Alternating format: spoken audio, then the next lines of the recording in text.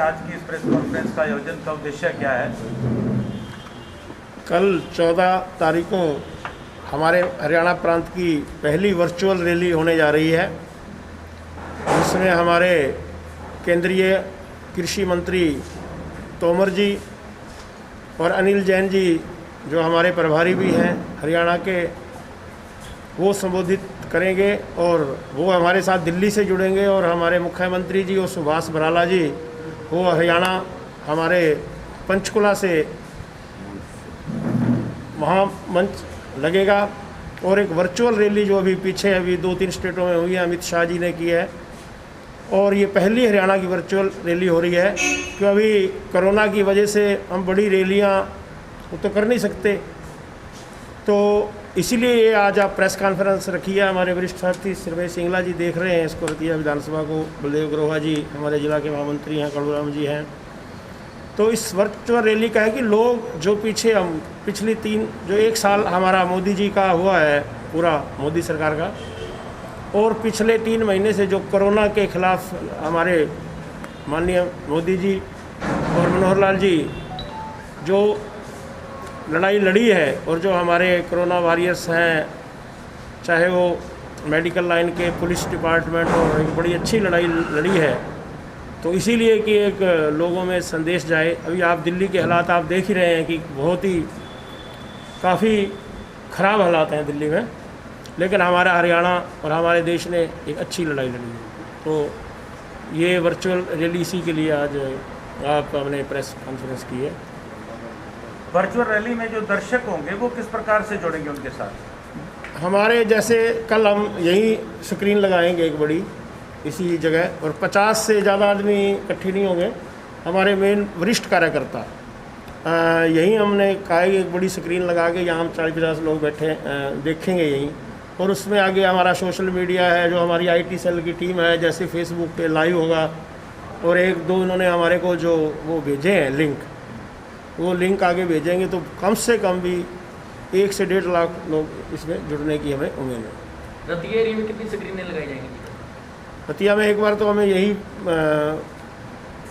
Screen लगाएंगे, जैसे मेरे ऑफिस में ही। बाकी इसमें सिंगला जी हैं, ये हमारा देख रहे हैं, भी आपको बताएंगे भी। और क्या, जैसे हमारे 4 मंडल हैं, तो मंडल वाइज और क्या प्रोग्राम बनते हैं वो भी हमें आज IT सेल की भी मैंने बुला रखी है टीम सारी, तो उससे विचार विमर्श करके सारा बढ़िया प्रबंध करेंगे। आप क्या सोचते हैं, जो दूसरा बड़ा कार्यकाल है मोदी साहब का, उसमें विशेष क्या रहा है? मोदी जी के दूसरे कार्यकाल में आप देखा है कि धारा 370 को हटाना, 3 तलाक जो था मामला उसको भी ख़त्म करना, और बड़े अच्छे अच्छे निर्णय, चाहे वो अभी बाबरी मस्जिद का राम मंदिर बनाने का हो, मतलब ये एक अच्छे 1 साल की बड़ी अच्छी उपलब्धियां हैं। और अभी आपने देखा कि जो कोरोना की वजह से गरीब परिवारों में उनमें राशन भेजने की है, उनके खाते में पैसे भेजने की बात है, तो बहुत ही अच्छा कार्य है भारत सरकार और हरियाणा सरकार ने किया। मेरी पानी मेरी विरासत को लेकर CM साहब यहाँ पर आए थे, तो उसमें आपने व्यक्तिगत रूप से भी मुलाकात की, उससे पहले आपने सोशल मीडिया से भी आपने उनको रतिया की जानकारी के बारे में अवगत करवाया। धान की फसल के बारे में ये जो बात कही जा रही है, ये कुछ रिलैक्सेशन दी गई है किसानों को? जहाँ तक धान पर रोक लगाने की बात थी, ऐसा कोई मुद्दा नहीं था। सिर्फ जो पंचायती ज़मीनें थी, सरकार ने उन्हीं पर रोक लगाई थी कि जो पंचायत की ज़मीन है उस पर धान की नहीं होगी। लेकिन ये कोई चिट्ठी ऐसी निकल गई कि जिससे थोड़ा वो होगा मिसगाइड, लेकिन ऐसी सरकार की मंशा नहीं थी। लेकिन सरकार की मंशा ये थी कि लोगों को प्रेरित किया जाए भी जो पानी हमने बचाना है, और लोग कंसेंट दी भी है लोगों ने कि आप एक बार 50% भूमि पे आप धान लगाएं और दूसरी पे दूसरी खेती करें। लेकिन कोई ऐसा नहीं था, लेकिन विपक्ष के लोगों ने बैठे बिठाए, के पास कोई मुद्दा था नहीं और ये मुद्दा बना, लेकिन ऐसी कोई बात नहीं थी। तब आप क्या समझते हैं, जैसे उस दिन CM साहब से बात हुई, गंगा नदी का चाहे मुद्दा था चाहे धान का मुद्दा था, रतिया एरिया फ्लडेड एरिया है, तो उसमें किसानों को ये थोड़ा छूट है, रिलैक्सेशन है धान के लिए? हाँ, उस दिन आए थे मुख्यमंत्री जी, आप भी सब थे उसमें। तो मुख्यमंत्री जी को हमारे जो किसान थे, बड़े प्रोग्रेसिव किसान, उन्होंने बड़े अच्छे मुद्दे रखे कि जो हमारे फ्लडेड एरिया है, यहाँ धान की फसल हो सकती है, गन्ना की फसल हो सकती है। तो मुख्यमंत्री ने यह भी घोषणा की भी एक कोई ज़मीन वहाँ 10 एकड़ 5 एकड़ एक वर्ष महकमा उसको लीज पे लेके अभी क्या खेती इस पे हो सकती है, तो उसका भी एक प्लान मुख्यमंत्री जी ने घोषणा की है कि जो खेती वहाँ हो सकेगी तो उसी के लिए किसानों को प्रेरित किया जाएगा। रतिया में भी कोरोना के मरीजों में वृद्धि हुई है, तो इसको लेकर क्या प्रशासन और सरकार की तरफ से प्रयास किए? प्रशासन और सरकार की तरफ से अच्छे प्रयास हो रहे हैं, लेकिन यही है जो बाहर से लोग आ रहे हैं, ज़्यादातर दिल्ली से लोग आ रहे हैं, तो उनको वहाँ अग्रवाल मेडिकल ले जाया जा रहा है। केस आए हैं, लेकिन हमारे अभी यहाँ बचावर जो लोग बाहर से आ रहे हैं तो वही पॉजिटिव पाए जा रहे हैं। उन पर कोई रोक नहीं लगाई जाएगी? नहीं, रोक तो क्या है, क्वारंटाइन कर सकते हैं, जो भी है तो उसकी सूचना प्रशासन को मिलती है तो उसी टाइम फौरन कार्रवाई होती है।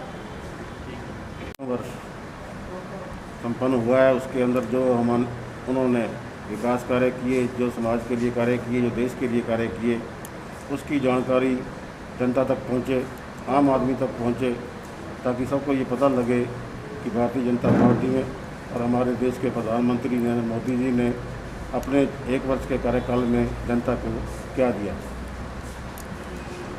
दूसरा, इसी कड़ी में हम इससे पहले एक व्यक्तिगत संपर्क के माध्यम से हमने जनता के बीच में जाकर के, गली गली में जाकर के लोगों को अपनी बात रखी, हम लोगों के बीच में, ताकि लोगों को बताया भी, जानकारी भी दी।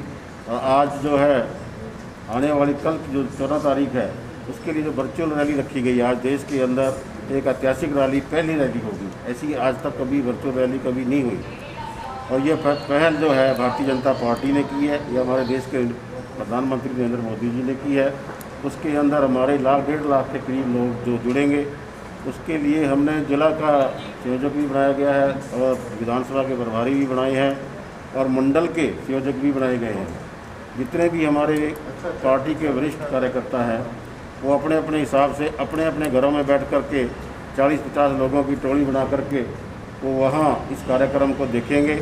इसके कई तरह के लिंक है, उसके बारे में हमारे मोंगा जी हम आपको पूरी जानकारी दे देंगे। अभी आपसे बात रूबरू हो जाएंगे। IT सेल के हमारे इसके कई तरह के हमारे लिंक हैं। एक लिंक तो हमारा जो आएगा पंचकुला से, जिसके अंदर माननीय मुख्यमंत्री मनोहर लाल जी खट्टर और हमारे देश के, हमारे हरियाणा के प्रदेशाध्यक्ष सुभाष बराड़ा जी, सुरेश भट्ट जी और काफ़ी हमारे वरिष्ठ जो पार्टी के प्रदेश सदर के कार्यकर्ता अधिकारी हैं, वो सभी उसमें शामिल होंगे। और एक लिंक हमारा दिल्ली से आएगा, नरेंद्र तोमर और नरेंद्र तोमर जी हमारे केंद्रीय मंत्री हैं और उनके साथ हमारे राज्यसभा के सांसद और पार्टी के प्रदेश राष्ट्रीय महासचिव अनिल जैन जी, वो वहाँ से इस रैली को संबोधित करेंगे।